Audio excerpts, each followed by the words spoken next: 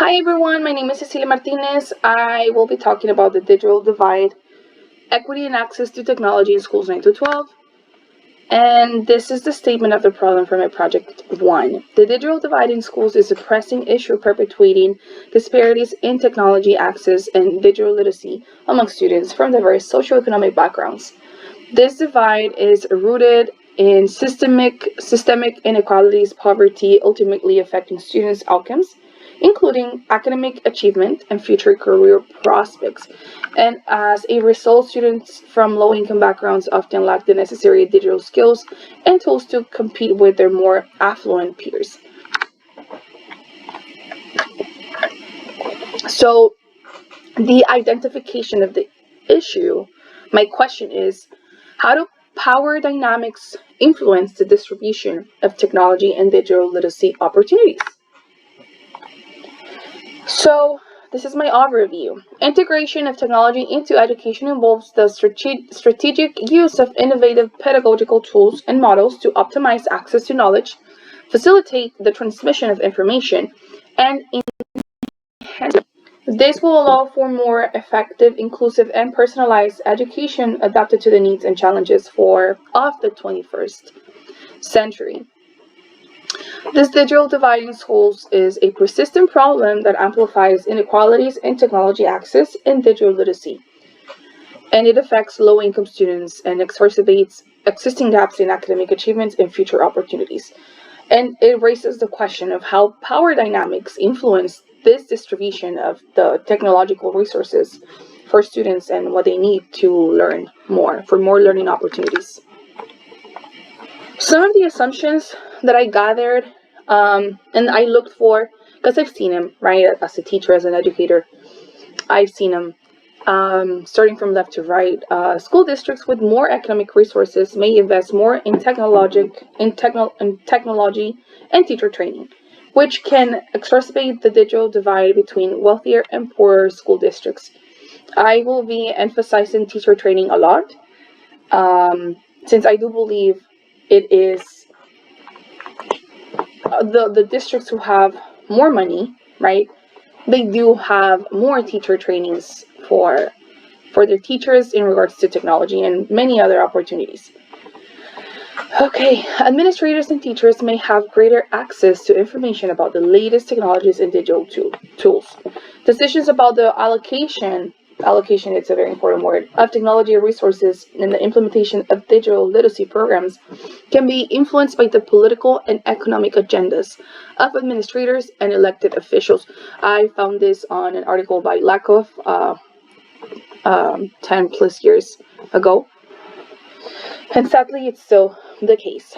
Power relations between administrators, teachers, students, and parents can influence how the digital divide is addressed. For example, students and parents may have less say in decision-making about technology and digital literacies, especially if sometimes parents might not even know that technology opportunities may exist for their kids, right, for the students, for the community.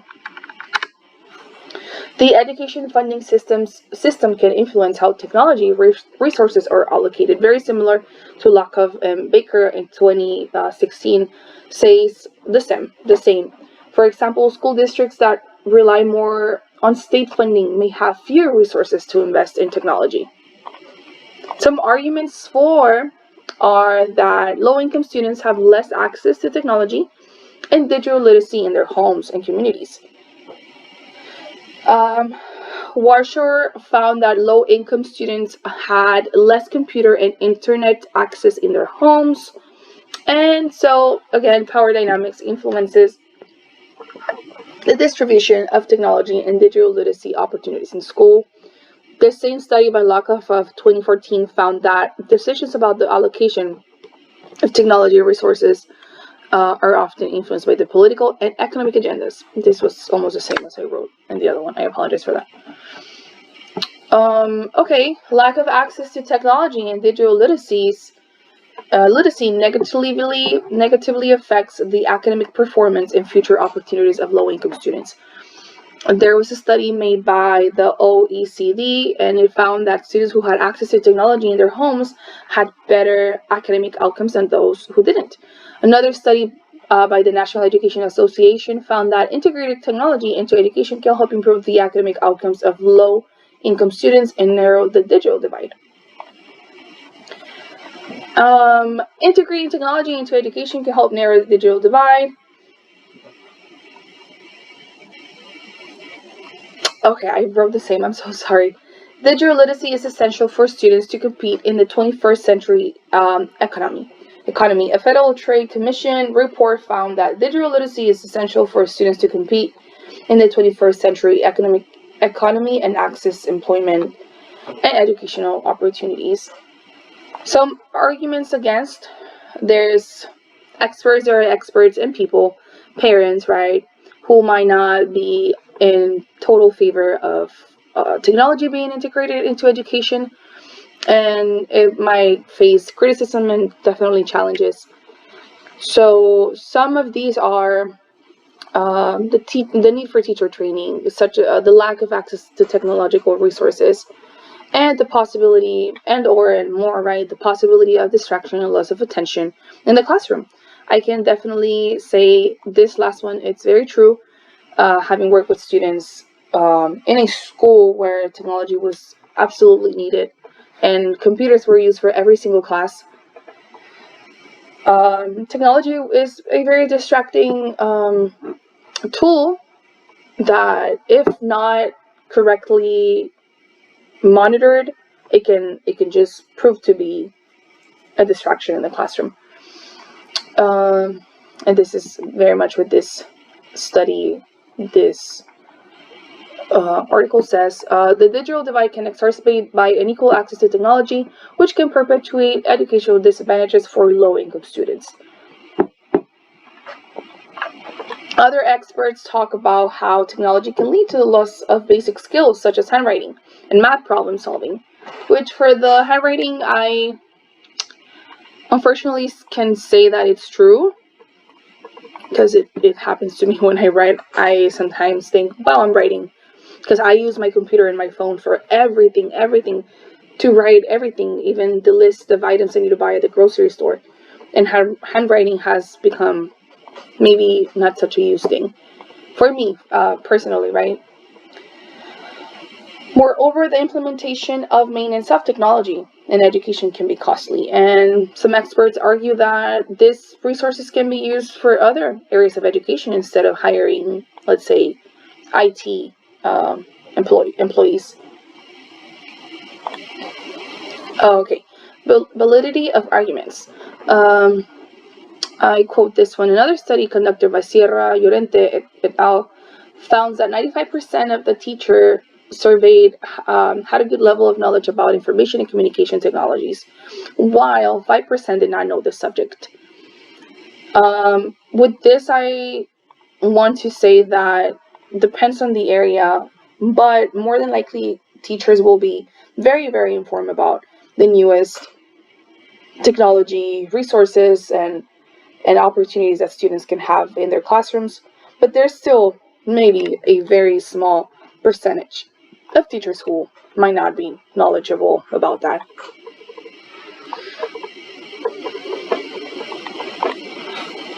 Okay, some values that are emphasized and compromised. Values such as innovation and progress, access to information, personalized learning, and collaboration and communication are emphasized. However, values such as inequality and the digital divide, privacy and security, distraction and loss of attention, and over-reliance, guilty of the over-reliance on technology, are also compromised. It is important to note that the implementation of educational technologies can exacerbate the digital divide between students from different socio-economic backgrounds. And again, there's a lot of worries about the student data and how it can be compromised, right? Privacy and security concerns.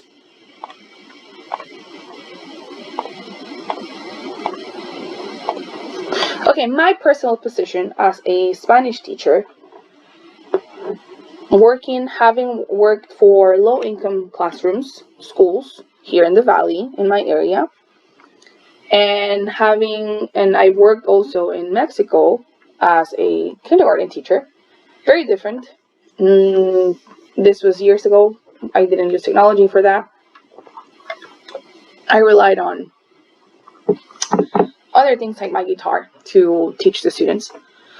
Very, very different. So I wrote that I do 100% recognize that technology it's definitely not a magic bullet for educational problems. It's not. I've seen it. It's really not. And I believe that effective teaching requires a combination of technological resources, innovative teaching practices, and I wrote social and emotional support for students. That's very important, right? Not everything is about technology, or even not everything's about teaching, right? It's very ironic that I say that, but sometimes students, I believe classrooms should be a safe space for students, and that doesn't mean all the time that they might be looking for a class more than they are looking for that safe space. And if we are there, that's important, right? That they have the social and the emotional support for students. But going back to the topic, power dynamics do influence, and I've seen it, how technology resources are allocated. This word is very important to me because I've seen it. I've experienced it in my area. The allocation of technologic resources it's not okay, right? I right now I'm a substitute and I work for a very a district that has a lot of good social economic opportunities for everything, for teacher resources, for teacher trainings, for technology, for every student has a laptop. And I've subbed at other districts where that's not the case, and everything in the same area. So I've seen how technology resources are allocated unequally, with some schools and districts receiving more resources than others. That definitely happens here, and I'm pretty sure it happens everywhere in the States. And this can definitely perpetuate existing inequalities and limit learning opportunities for students in less resourced schools and districts. Especially, this is another issue when students go home, and they might not have the means at home, right? They have them in school, but maybe they don't have it at home. They don't have internet. They don't have not even a phone that they can work with, right? So I believe that the implementation of educational technologies in the classroom must be equitable, accessible, and relevant to the needs of my students, of every student.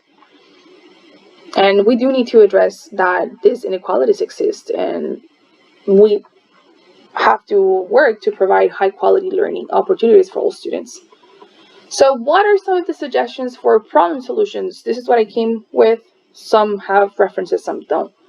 So the first one is to adopt a comprehensive approach that includes ensuring equitable access to technological resources, providing teacher training, developing inclusive curricula, promoting student participation and collaboration, and establishing monitoring and evaluation systems. This is also very important. I didn't address it enough, but monitoring how students use that technology, and then at the very, very root of everything is teach them how to use the technology, so monitoring can be maybe not such a big issue.